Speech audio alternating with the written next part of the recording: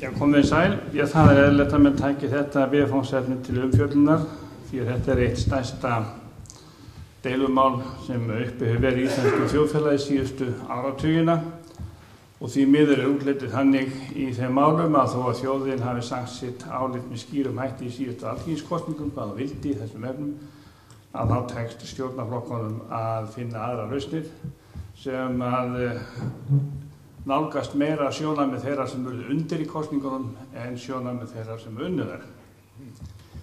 Ég vil fyrst víkja aðeins á stöðunni í dag. Hér var fulltrúi útgerðarinnar sem var bara brigður á það að þjóðin ætti þessu auðlind. Árum 1996 til 2004 setti Alþingi nokkur sinni lög sem færðu til útgerðarréttinn frá einum aðila til annars, sem tók kvóta af þeim sem höfðu hann og færðu hann nýjum aðilum sem voru að hasla sér völl. Það var þegar að var verið að lögfesta kvóta á veiðar smábáta. Þá fengum 1000 einstaklingar kvóta, aflahlutdeild í þorski og ýsu og steinbít og sá kvóti var tekinn af þeim sem höfðu hann fyrir. Enginn þeirra sem þannig misti það sem hann hafði sótti bætur til ríkisins. Enginn þeirra fór fram á neina bætur til ríkisins fyrir það sem hann hafði mist. Enginn þeirra höfðaði mál á hendur ríkinu fyrir það að af honum hafi verið tekin eign. Enda hefur enginn dómur fallið, svo mér sé kunnugt sem dæmi það að útgerðarmenn eigi kvótann í landinu. Þvert á móti hafa þeir dómar sem hafa fallið staðfest það að Alþingi hvenær sem heimilt að setja lög og breyta skipulagi veiðanna og færa til veiðiheimildir frá einum bátaflokki til annars, frá einum aðila til annars, algjörlega bótalaust. Og útgerðarmenn hafa unað þessum lögum. Ef þeir hefðu talið sig eiga nokkra von að vinna það mál, þá hefði LÍÚ farið í mál. Allt tal að þessi mál séu í óvissu eða líklegt sé eða almennt mat lögfræðinga að það væri skaðabótaskylda fyrir hendi tóm þvæla. Allt tal að úr þessu þurfa að skera óþarfi því málið skýrt. Það þarf ekki þetta að deila. Niðurstaðan liggur fyrir í því sem menn hafa unað og í því sem dómstólar hafa sagt.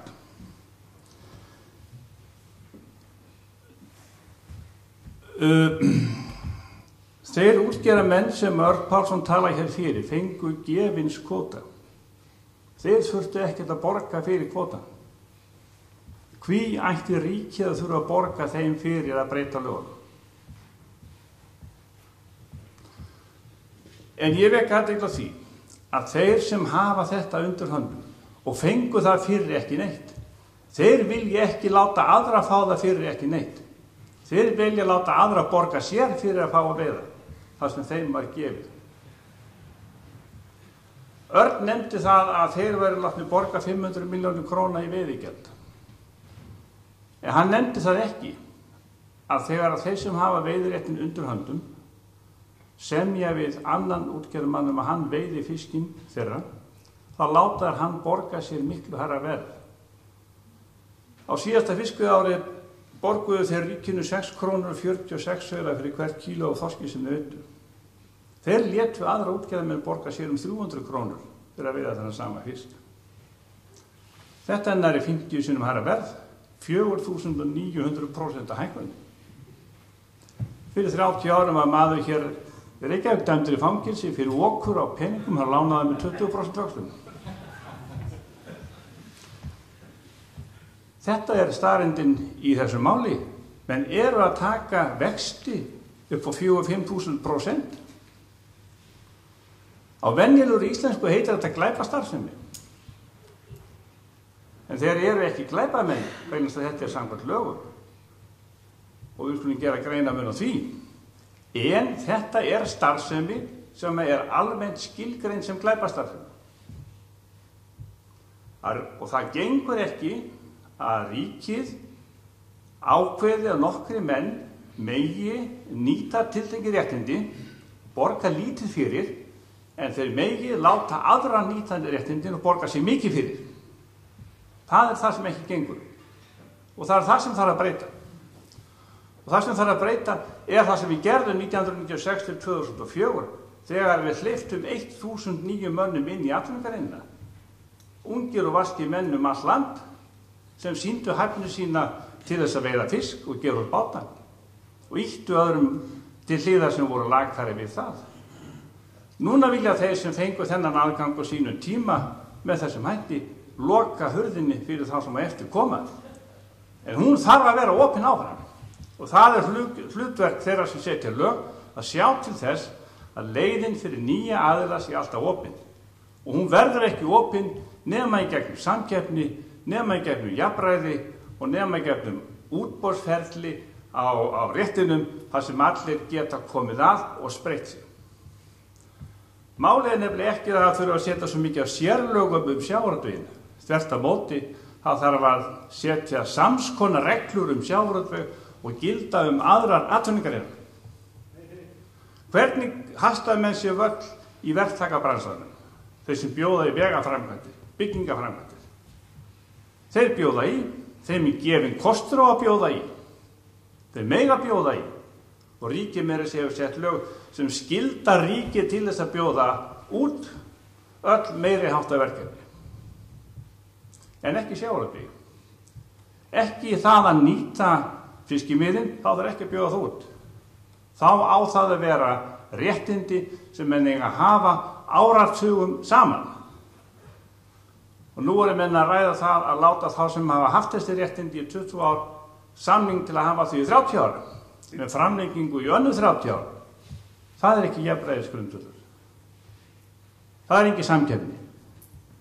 Og þó að þið borgi meira eftir samning en þið gerir í dag, þá borgar aldrei nema að brota því sem er láta þriðja aðila borga sér. Reglurnar sem þarf að setja er að verða að felast í því að láta sömu reglur gilda sjávarútveg og gilda í öðrum atvinnugreinum.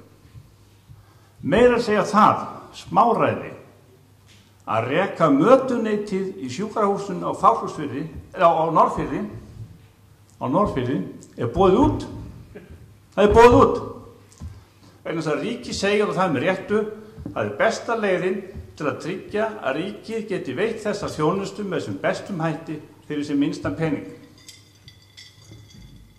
Skoðum fiskimiðin sem gefa 250 milljarða króna af sér á ári.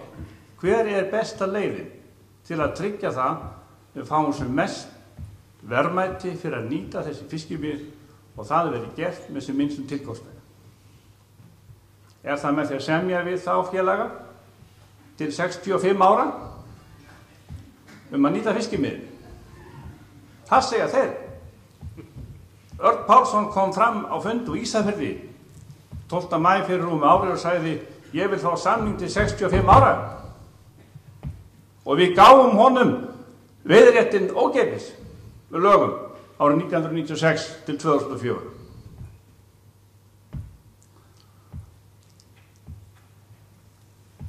Yfirskrift fundarins var hvað áhrif hefði ný stjórnarskrá á fiskveiðistjórnarkerfinu.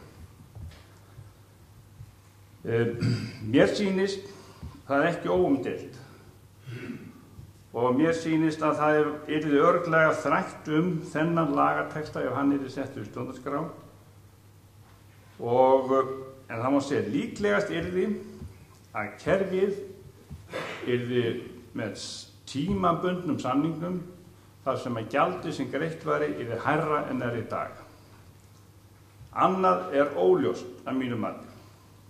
Það er óljóst hvað fullt gjald þýðir og það munum menn örugglega deila, því það stendur ekki markaðsgjald, það stendur ekki í lagatextanum, þetta er bara skýringum og skýringar er ekki alveg ótvíræð leið til þess að kveða upp úr það með einhver vissu hvernig dómstólar munu dæma þennan lagatexta eða skilning á honum.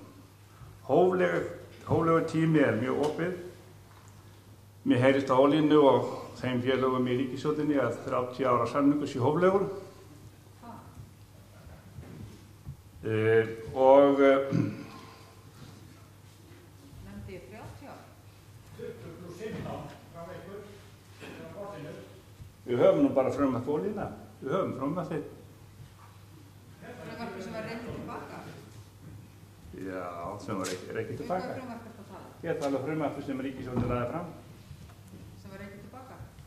Við sjáum til hvernig það lítur út. Það var ekki 30 ár þar. 15-20 ári og allt og mikið. Og framnýtt aftur, er það ekki 30 ár? Bara hafa hlutin eins og það. Já, já. En við skulum ekki þrátt það, það kemur bara ljós hvernig ríkisstjórnin ætlar sér að halda á þessum kortum. Ég bara minni Ólínu á það og aðra stjórnarliða að í stefnu stjórnarflokkana, sem er mjög skýr, þá kemur tímalengdin aðeins fram hjá Vinstri grænum í þeirra stefnu og sá tími sem að þeir leggja til að samningur verði eru 6 ár. 6 ár. Þeir fara ekki lengra. Þeir gera ekki tillögu með sinni stefnu að samningar verði til lengri tíma en 6 ára. Þannig að það er nokkuð langt á milli þess og þess sem að ríkisstjórnin lagði til og setti fram á þingi á síðasta ári. En það kemur allt í ljós innan skamms tíma hvernig það verður sem ríkisstjórnin ætlar að leggja til. En það gæti, og ég er sammála því sem hér hefur komið fram, það gæti rúmast innan þessa texta sem hér er, sem væri hins vegar mjög óásættanleg niðurstaða, sem ég held að sé ekki það sem var ekki fyrir þeim sem sömdu þennan texta. Takk.